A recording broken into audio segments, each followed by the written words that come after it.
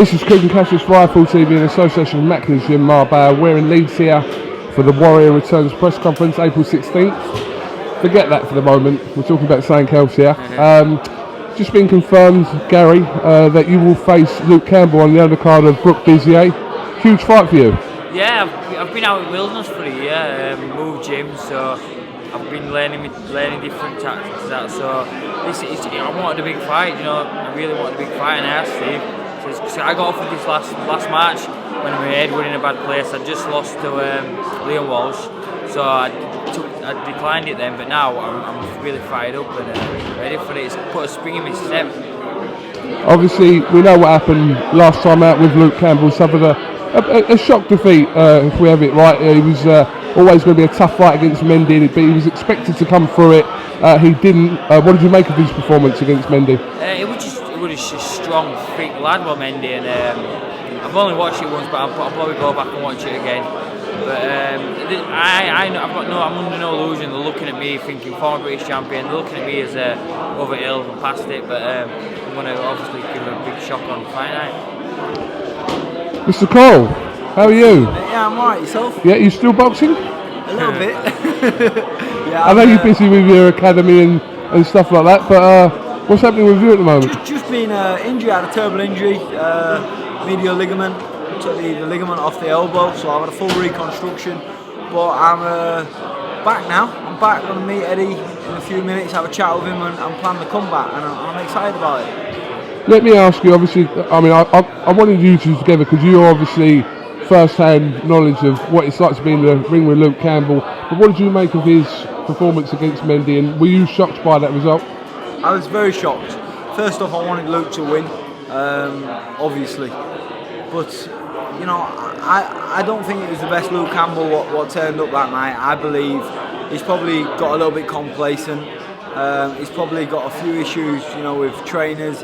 He seems to have 3 or 4 different trainers, and I don't think any fighter can go on like that. You've got to have one man what's telling you what to do, and that one man who is telling you what to do is a man that turns up in the ring on fight night, because he's the one who's been through the full camp with you and knows when you've been good, when you've been bad. So I think he's got those things solved now. He's gone over to Miami, he's training with Rigondo's coach, and he seems to have sorted them things out. But I was very shocked to see him get beat. A little bit of a difficult question to answer because Gary's obviously sat right next to you. Both beat me. But you know, how would you think that fight will pan out? You know, tough fight for obviously for Luke and also for Gary. Listen, it's a tough fight for them both. Gary Sykes, you know, he's a former British champion. He's been in some hell of a fight. It's a great fight, and I'm not just saying that because he sat next to me or he's beat me. He's a good fighter. I've sparred him. He's a good fighter. Luke's a very special fighter, but I don't think he's unbeatable. You know, when I look at the fight with me and Luke, the best Tommy Coyle didn't turn up that night. That's for sure. Luke beat me every single round, fair and square. I'm not going to take anything away from him, but I think the occasion might have gotten to me a little bit, and Gary hasn't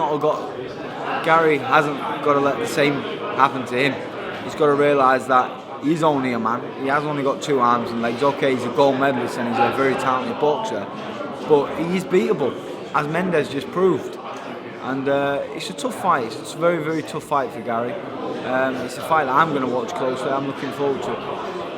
And I understand it could be for the vacant Commonwealth as well? Yeah, they're just trying to get that all set out.